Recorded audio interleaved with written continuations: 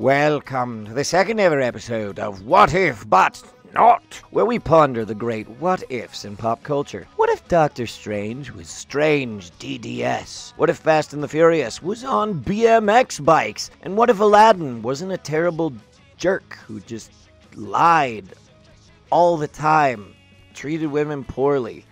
Just terrible. I'm Brian, and today we're going to be asking, what if Fantastic Four is introduced in the third Ant-Man movie? You weren't supposed to turn me on, but just one night then you'd be gone. You weren't supposed to make me cry, and I never asked why. It's official. Disney is getting Fox. And with that, the possibility of the Fantastic Four, X-Men, and Doctor Doom appearing in the MCU just became very real. Not only that, but we'll also be getting that silly goofster who everybody loves, the Impossible Man. A lot of people think that now because Disney owns all the Marvel franchises, they're just going to start making all of them. I say unto you, nay. It's my opinion that Marvel's going to be smart and introduce these new properties slowly, using franchises they already own to, do the thing. For example, maybe use Doctor Strange to introduce Johnny Blaze, aka Ghost Rider. Use Black Panther to introduce the early evolution of mutants appearing in Wakanda. And Ant-Man to introduce the Fantastic Four. It makes sense in more ways than one, alright? Ant-Man is a series about fatherhood and family, science and dimensions, and great comedy. Fantastic Four is about those same things, as long as you avoid the last Fantastic Four that was made. It's just... What? Introducing the Fantastic Four through the Ant-Man and Wasp 2 would be the best way to warm audiences up to the idea of them having their own movie. It's the same thing they did with Black Panther and Spider-Man and Captain America Civil War. And look how good their solo movies turned out.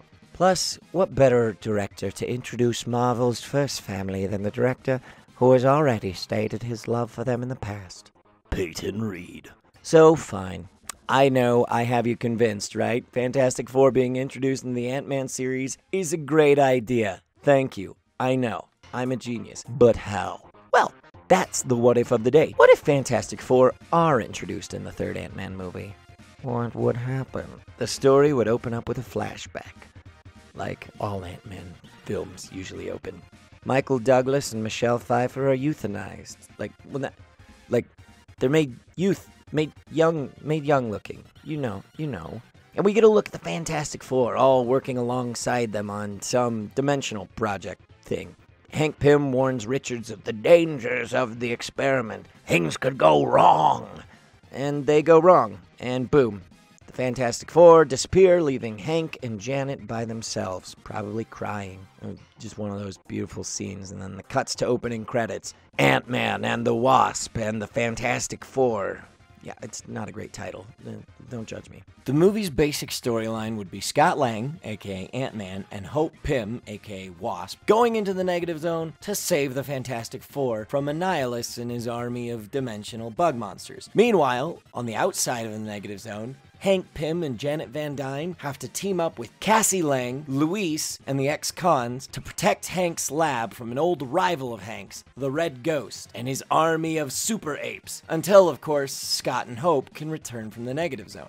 The Fantastic Four could have a slightly different origin that would make their story fresh and interesting for old readers while still keeping somewhat true to the original. Have the Fantastic Four still be rather young. Maybe they've only been in the negative zone for a few years. Time moves differently in the negative zone, and while they're there, they have changed. Replace cosmic rays with dimensional rays, which gives them powers. When Scott and Hope get there, they figure out that Ben Grimm was recently captured by Annihilus and has been experimented on, turning him into the Thing. So before they can return with the Fantastic Four, they have to rescue Ben Grimm. The main theme would still be about family and fatherhood, and more importantly, trusting in your children to make decisions on their own. Having Hank being overprotective of Hope and worried about what is going to happen to her after he passes away, and Scott worried about Cassie following in his dangerous footsteps of heroism and vigilanteism. They both learn different lessons in letting your kids grow up, and the kids in question learn about growing up and becoming their own person. Mr. Fantastic is a great father father figure that could teach Scott a lot about trust in the family unit, either by being a father figure to Johnny Storm in the negative zone, or actually just having kids in the negative zone that he has to learn to trust in. Meanwhile, Cassie is a bright and strong female kid who can teach Hank a lot about the power and intellect of the younger, newer generation. The villains are merely antagonists of necessity who I think would be hilarious to have in a movie, but serve a secondary point to the main lessons learned. Although having villains who rely on minions as their sole weapon can be used to serve a mirror to the theme.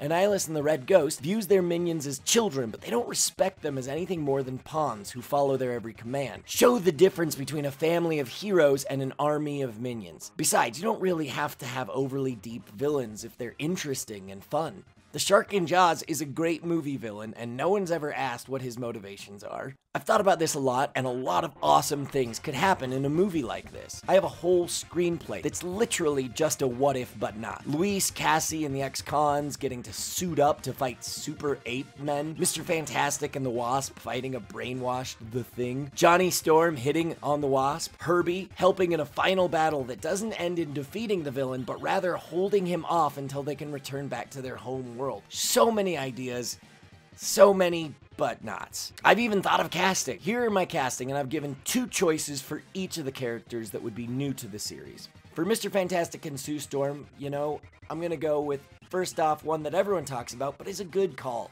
John Krasinski and Emily Blunt. They're great as a couple, and they'd be great choices for the roles. I'm not gonna argue with anyone there. But I have another choice that are equally good. Hugh Dancy and Rosamund Pike. Fantastic actors in their own right who have the charm and talent to hold together a tentpole family like the Fantastic Four. For Ben Grimm, I go for 2 Hollywood tough guys who can hold their own, and honestly, age doesn't really matter because they're just rock monsters. Charlie Hunnam or Ron Perlman. Just someone with a gritty voice who can, like, capture the broken emotions that the Thing has. For Human Torch, I've always wanted Zac Efron, and I think we all really, in our hearts, wanted Zac Efron. And while I still think that is a great idea, having a younger Human Torch who maybe could go to high school with Peter Parker would be also really cool. So my other choice is Dacre Montgomery. Watch Power Rangers and Stranger Things Season 2, and you know he could totally pull it off. As for the villains, Red Ghost requires an actor who is older and has comedic chops. He'd be a silly, crazy guy with, well, ape minions. My choices based on looks and talent is Paul Giamatti or Wallace Shawn. You remember him, right? He's still awesome. Finally, for Annihilus, you just need an overdramatic alien monster whose face we never even see. Peter Serafinowicz, I would love to see come back and play a bigger role in the Marvel Universe, but if you really want to go with someone different, maybe Javier Bardem. Ultimately, I think introducing the Fantastic Four in an Ant-Man movie is the best way to not only bring in a huge new movie franchise into the MCU, but also the perfect way to send off an old franchise. But that is just a what if, but not. Thank you so much for checking out this channel. If you really liked it, you should subscribe. Maybe I'll come up with more stuff. Maybe I'll release a whole idea of what this is later down the line and tell you the story points that I had. I just figured for this video, keep it simple so people don't hate me.